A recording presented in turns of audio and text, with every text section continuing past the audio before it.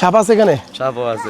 আসসালামু আলাইকুম প্রিয় দর্শক, দেখতে পাচ্ছেন এখানে ফানিবন্দি, এখানে দুইটা বাড়ি, এখানে দুইটা বাড়ি, মানে তারা আসতেও পারতেছে যাইতেও পারতেছে না। এখানে প্রায় এতটুকু পর্যন্ত ফানি। আমরা এখন তাদের বাড়িতে যাব। ভিডিওটা না টেনে সম্পূর্ণ দেখুন, তাহলে বুঝতে পারবেন তাদের বাড়ির কি অবস্থা। চলো তাহলে। দর্শক, এখানে দেখছেন নি জায়গা জায়গা খাদের কারণে আমরা রিস্ক নিতে পারতেছি না। এই মাইক্রোফোন, এই যে দেখেন একটা মহিলা বাচ্চা নিয়ে কীভাবে রিস্ক নিয়ে আসছে সেটা দেখা তো। এই যে দেখেন একটা মহিলা রিস্ক নিয়ে বাচ্চা নিয়ে যাচ্ছে। প্রিয় দর্শক, দেখতে পাচ্ছেন কি পরিমাণ এখানে পানি। ওই যে আপুটারা দেখো, এই যে আপু দেখেন এই বাচ্চা নিয়ে এই মাত্র এদিক দিয়ে গেছে। কি পরিমাণ রিস্ক নিয়ে দেখেন, ওই যে রাস্তা এই পানি দিয়ে নামে গেছে। এই যে এখানে একটা বাড়ি, এখানে যে আরেকটা ফ্যামিলি আছে, আমরা ওই ফ্যামিলিদের কাছে যাচ্ছি।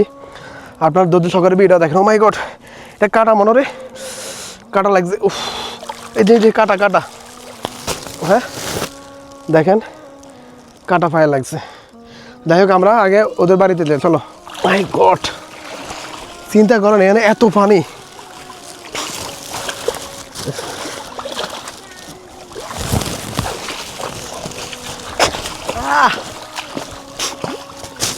বাড়িতে কেউ আসেননি?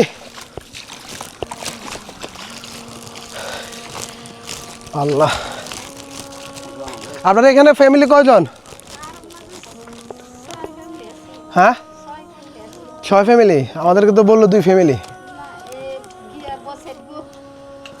আচ্ছা, আমাদেরকে 2 ফ্যামিলি কথা বলছে। আচ্ছা, আমরা 3টা নিয়ে আসছি, একটা বাড়তি নিয়ে আসছি। আচ্ছা ধরেন, আপনারা কিভাবে এখানে চলাফেরা করেন?